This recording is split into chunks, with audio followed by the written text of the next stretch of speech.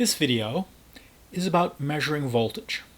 It corresponds to sections 6.1 and 6.2 of Applied Analog Electronics. Now, when we're measuring voltages, we're doing it with the purpose of measuring some sort of signal. A signal is just any physical value that varies with time.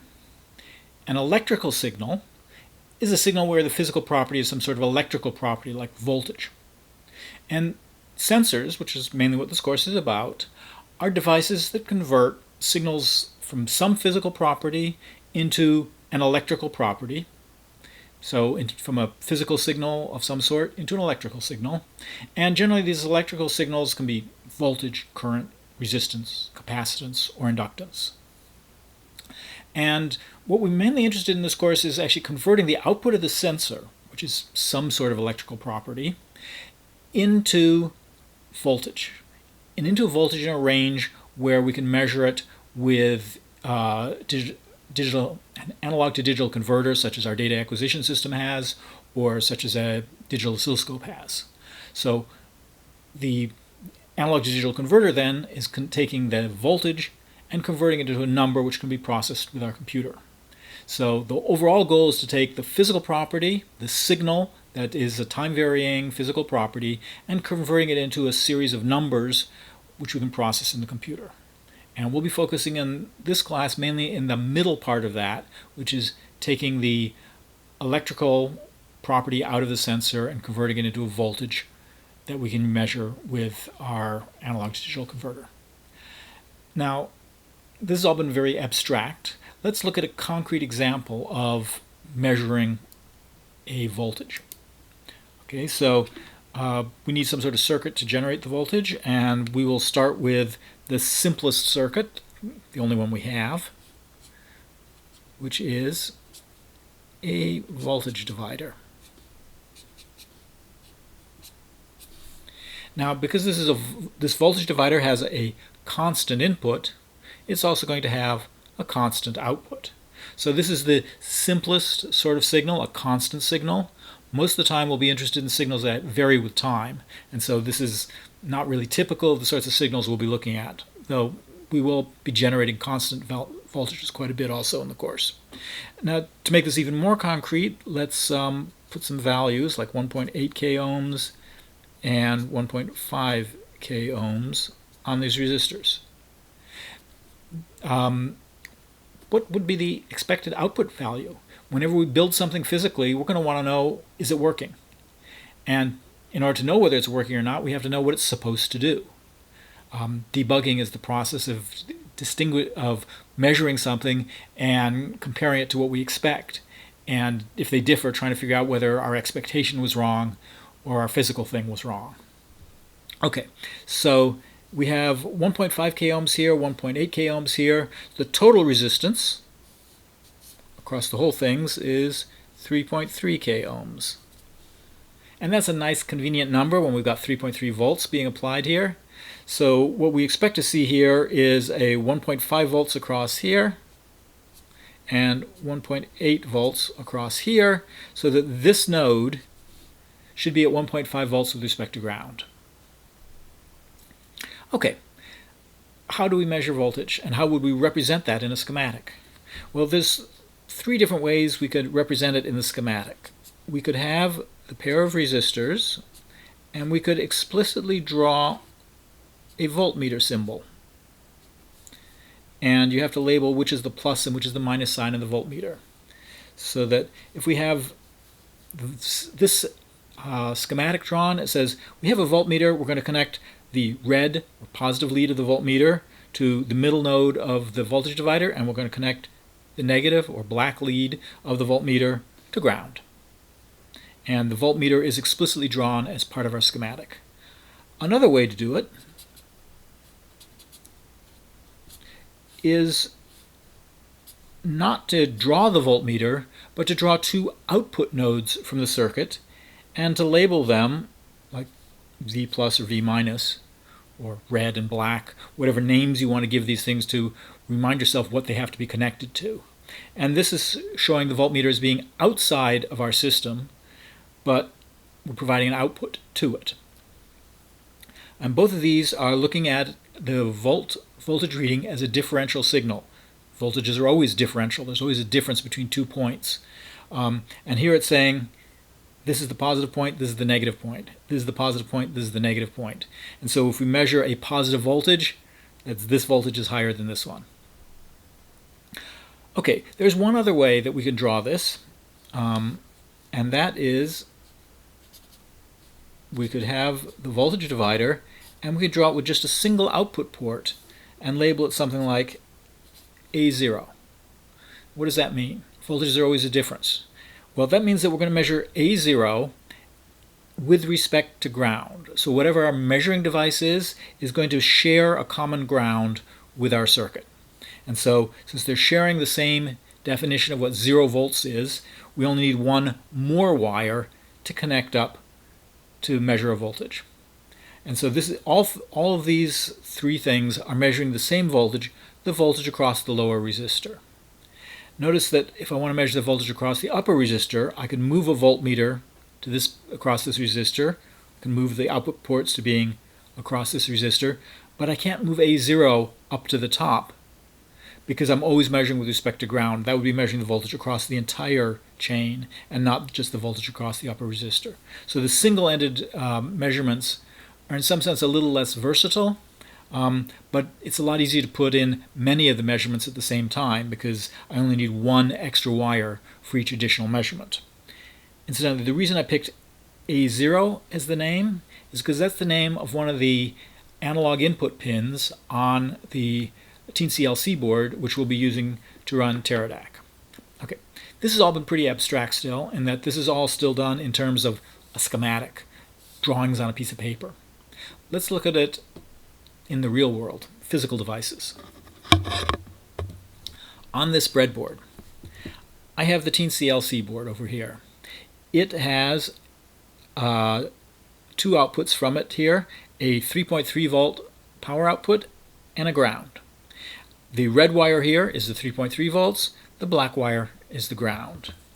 That red wire runs all the way along this column of the breadboard and connects to this other red wire, which then connects over to row 41. In fact, it's a good idea, particularly when you've got a fairly complicated circuit, to label some of your nodes with what row they're on. So row 41 is the 3.3 volts. And then I've got a resistor from there to the next row down. So this node is row 42. And I have another resistor from row 42 to the next row down. So that's row 43.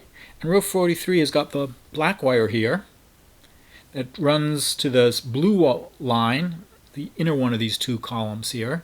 And that connects up to the black wire here, which goes to ground.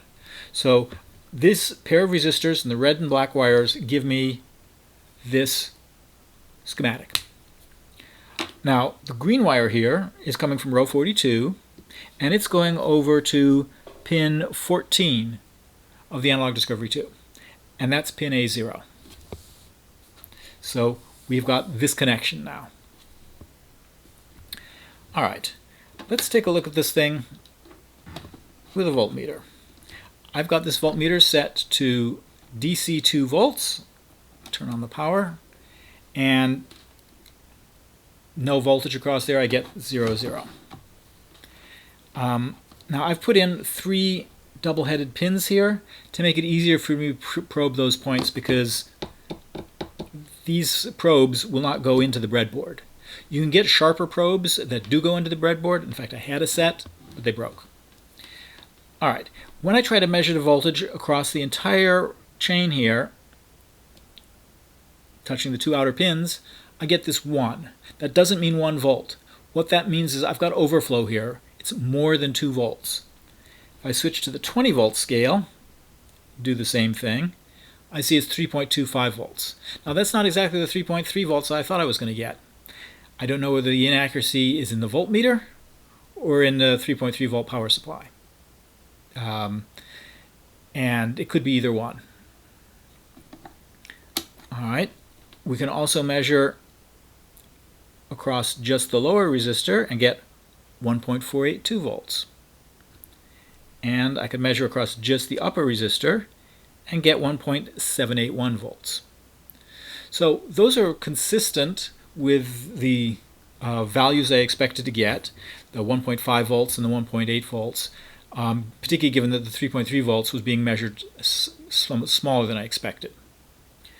Okay, so this looks like the circuit's working. It's doing pretty much what I expect.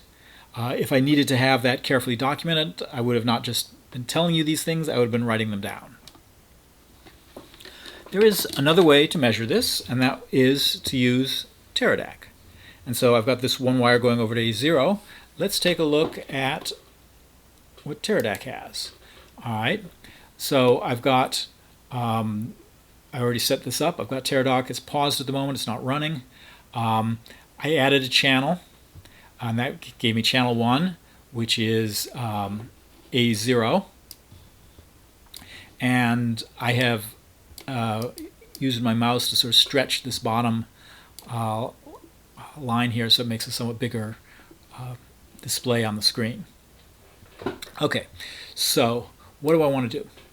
I am sampling at 10 hertz. The triggering here is time triggering, which means that it's going to do it repeatedly every 100 milliseconds, or 10 hertz sampling frequency. If I just run record, it will record the signal that it sees on pin A0.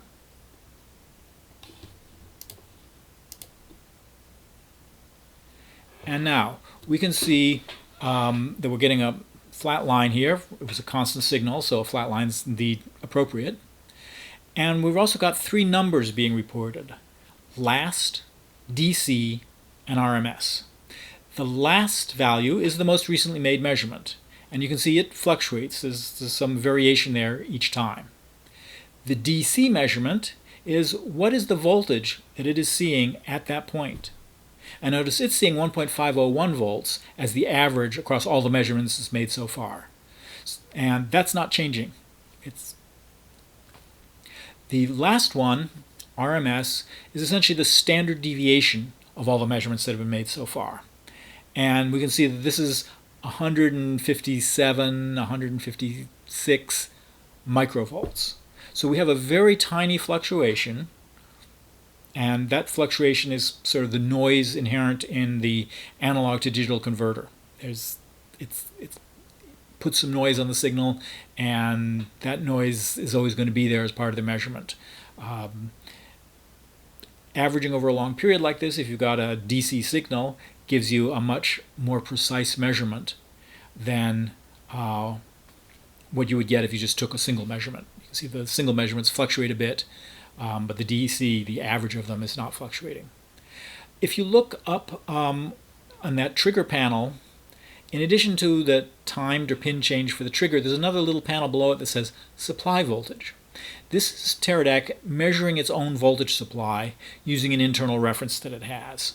And it says that the output power supply is 3.2996 volts.